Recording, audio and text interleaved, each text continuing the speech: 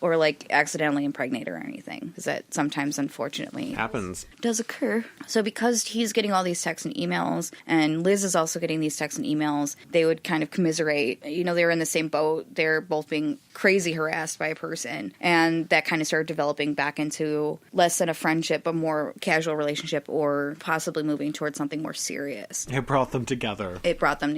Yeah. Because both of them are like, oh my God, she's a nut. What did you get? Because I just got like a whole page of horror. And he's like, oh no, I got like, you're a piece of shit. You go fuck that whore. That's scary stuff when people start sending you abrasive things, especially at that like regularity. Eventually, I guess David just kind of like was living with it and not really going to the police or anything like that. But Carrie had skipped town, was still texting them and emailing them, but she had skipped town and basically sent her mother a message that was like, hey, don't come looking for me. I'm leaving my son here. You take care of him. I gotta go. I have a job in Kansas. Sent a Dear John letter to her work and was like, yo, bro, took a job in Kansas. I'll see you on the flip side. And peaced out. Right. Weird. Oh, so she's conniving. Okay. So she has a real strange, like, possible mental break, right? Yeah.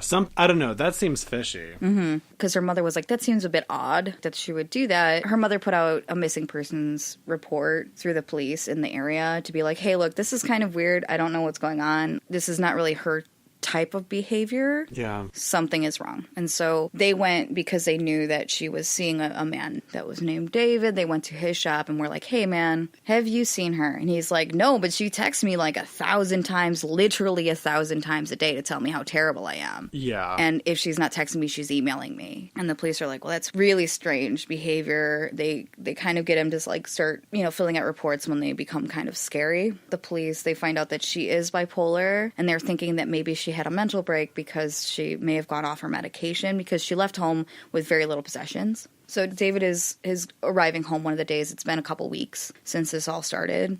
And he sees in his apartment complex a truck that looks really familiar. He walks up to the truck and he's like, well, that's definitely Carrie's truck. He calls the police and he's like, she's around here somewhere. I'm nervous. She just showed up. It's been a couple weeks. Like, what is going on? And this is at his apartment complex. Yes. So, like, where is she? Yeah, exactly. Oh, that's so yucky. Ew.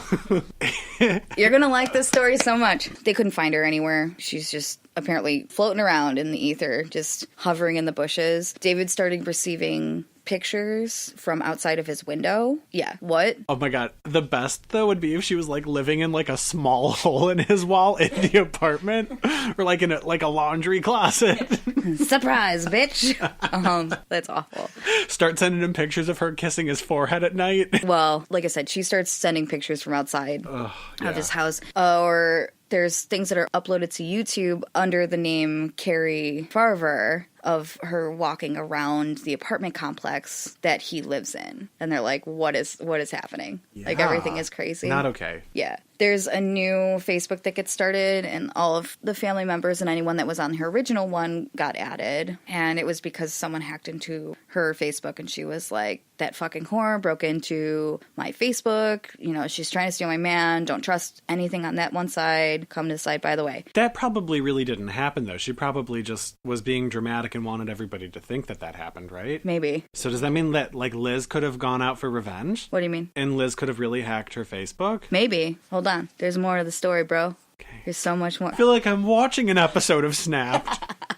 The drama. The drama. Obviously, when they found the car, they took it into possession. CSI went through it and was like, well, it's in pristine condition. Clearly, it's, like, clean. Whatever. They did find a fingerprint in there. It didn't match Carrie's fingerprints. It doesn't really match anyone that's in the system. So they were just like, well, that's strange. But if she was seeing people, then it might be someone that she was seeing's fingerprint. Yeah. And then the car gets released, right? Eventually it gets sold. Car will come back into play. Okay. During any of this time, harassment starts going nuts. So besides the pictures being taken outside of where he works, outside of his house, Liz is also now getting pictures of her kids through her window.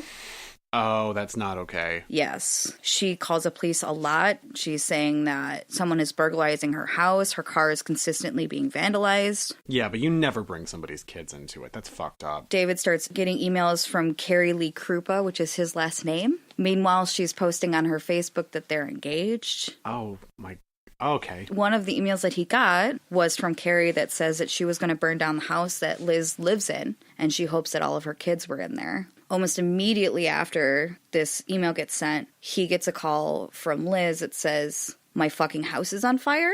I don't know what's happening. I think it's this fucking crazy person. Like, everything is insane. And so he runs over there. Police say, like, obviously someone set the fire because there's accelerant everywhere. The kids weren't in the house, so hooray for that. But sad day. A snake, a dog, and 2 cats did die from smoke inhalation. Oh, no. Yeah, no good. Little babies. You motherfucker killing animals. But now the police are getting involved at least, right? I mean, they were getting involved before, but it's not like they can do a crazy amount. They were trying to find where the IP addresses were coming from, and it hasn't really shown anything. Like, they can't find Carrie, they can't find where she's actually at, and they can't actually locate her. And her cell phone's not pinging or anything? Mm-mm. After this, it's really strange. Liz kind of disappears for a little while. She's like, I can't handle this. Clearly, I'm gonna go away for a minute. And David's like, well, where are you going? And she's like, yeah, I don't want that crazy person to find out where I am. So I'm not going to tell you, but we'll keep in contact or whatever. Well, and he's like, okay. Smart lady. Yeah. So the harassment starts slowing down, which, hooray, there's no fires being set anywhere.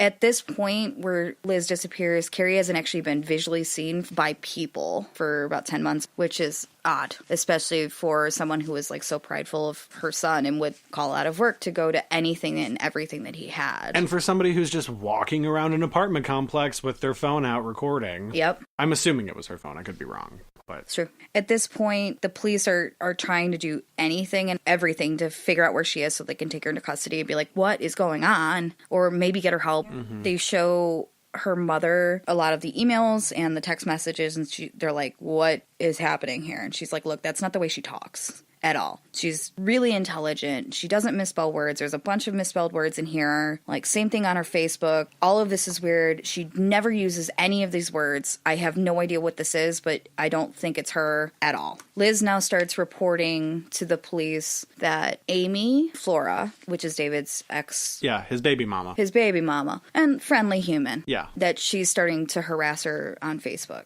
And now she's getting threatening emails and threatening messages via Facebook. She's going to police about it. At this time, David was so nervous to stay by himself. And then the relationship kind of rekindles him and Amy. You know, you got a lot of history with that person. They were together for like 10 years. So, my God, is she the murderer? Hold, please. It seems to be the same cadence in which the messages were coming from Carrie. And it seems to have a lot of the same misspellings of words and stuff like that. All of these messages that are getting sent to Liz from Amy. She goes to police. I wouldn't say they're not like doing anything, but they're listening, but this has been an ongoing thing for an extended period of time. She started to think that maybe it was Amy and not Carrie that was doing this the whole time. And she tells the police this, and the police are like, well, maybe she got rid of Carrie somehow, and maybe she's the scorned ex-lover that's now going after all of the women that David's dating. And so they start looking into Amy Flora. After she had gone to the police to report that Amy was sending her threatening messages on Facebook, Liz was alone walking, and she calls 911. 911 obviously answers, and it's her screaming and crying and being like, I need help now. I've been shot. And they're like, where are you now? Is your attacker near you? And she's like, no, I ran really fast. Like, I got away. I think I lost them. I'm like, did you see your attacker? Were there multiple people? And she's like, there was only one. They're like, was it a male or a female? And she said female. Mm-hmm. So by the time the police get there, she's starting to pass out from blood loss because duh. Yeah. And they take her in the hospital. About 2 hours in a surgery, they finally stem the bleeding and they fix up her leg. They get her stable. Okay. At this time, Amy was questioned. She said she was at home the entirety of the day. When the police came, she was like literally holding her child. What? I'm busy, man. I got mothering stuff to do, bro. I got things. Her neighbor verifies that her car was there the whole day, that nothing was out of sorts. No one like moved from the house, no cars pulled up or whatever. One of the IP addresses that was used to send these threatening messages was figured out because most of them had been going through like a routing service, so it was like scrambling the IP, and they weren't able to figure out 100% where it was actually coming from. Because it was bouncing it. Exactly. But they found one real IP, so clearly something got fucked up. Yeah. And that person got real sloppy, and they pinpoint the area of where it is, and it's Liz's house. The call is coming from inside the house, bro. Oh my. I know. I told you, roller coaster ride, start to finish. The police come in on the 911 tape. She's like, she may have killed that woman. She shot me. You guys aren't doing anything about this, da-da-da. Fine. Police bring her in, and they're trying to kind of coerce her to be like, hey, man, what's happening? Like, and try to figure out whether or not she might be the person who has made Carrie Dunn disappear. Yeah. She's in there, and she's like, I think it's this woman, Amy. You guys aren't doing anything. This is fucking bullshit, da-da-da. And the police are like, bro, like, we can't really do anything unless we get some sort of evidence. We can't go after Amy because da-da-da. I'm curious, though. Yeah. Because clearly some time has passed, and, like, she's been getting these 3 years threatening messages from Amy or whatever. Did the police ever go and speak to Amy? Yeah, then she was at home. I mean, before that, they were like, why are you sending her these messages? Yeah, I think so, but I think that she was just like, I don't even know who that is. I don't care. But so she the whole time was like, I'm not sending these, right? Right, but someone could be sending something and be lying to police. Anyway, sorry. They bring her in and they're like, if we had any sort of ability to figure out, first of all, where Carrie is, that's number one. And if she has been killed by Amy, we need something to tie Amy to her being murdered. Period. We need some sort of confession. We need something. Can you think of anything that is in the emails or the text that you've been getting that would kind of lead you to believe that maybe she's killed someone? Yeah, to incriminate her. And she's like, no, I don't think so. She's like, I mean, I can try to, like, and I watched the interrogation tape where she was like, I can try to see if I can't weasel it out of her, but, like, I'll only send one email because of whatever. She goes, because I don't want to put myself in harm's way.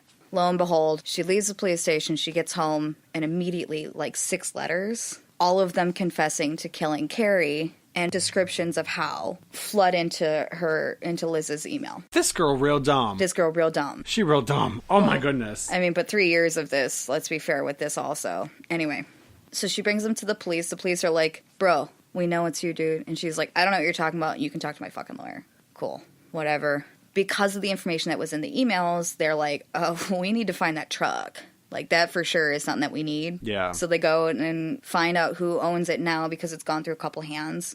They take it into police custody. They pull back the fabric on the seats, which, by the way, I was just thinking about this. I was like, do you imagine driving around in a truck and the police are like, hey, man, this might have been part of a murder? And you're like, what? I've been driving this for 7 months. I put my kids in here. What are you doing? Well, I don't know. If that was me, I might have just been like, can I talk about it on my podcast? So they get to the passenger seat. They pull the fabric up. And there's a big, deep red stain underneath. Can't see it from the top, but it's there. They test it. DNA comes back. It's Carrie's. Oh, no. Yeah. So it also says in the email, I stabbed her 3 times. I charred her body, and then I threw it into a dumpster somewhere. People are not trash, Ty. People are not trash. Just stop putting people in dumpsters.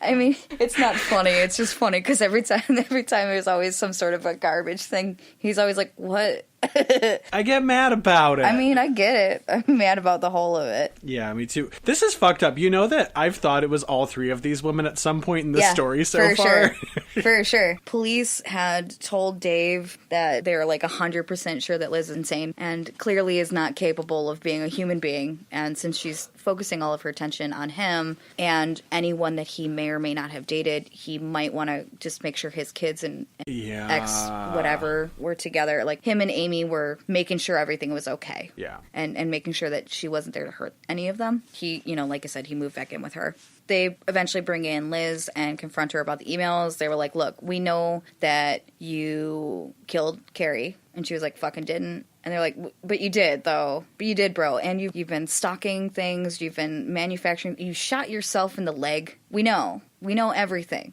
And she was like, no, not me, bro. Not I, my fry. So they go to David and they're like, look, we don't really have a ton of evidence. We have like her IP address that ties the emails to her. And that's okay, but not all of them can be back in like hard evidence on this. Mm-hmm. Do you have anything, maybe she left something at the house when you guys were seeing each other or whatever that could maybe be something that we could find? He goes, because now we're playing the game of trying to prove it. Exactly. Yeah. So he's like, you know what? She used to use this tablet all the time. I think I might still have it. So he finds it and they bring it into the lab and they figure out that the SD card had been wiped sometime in the last couple of years.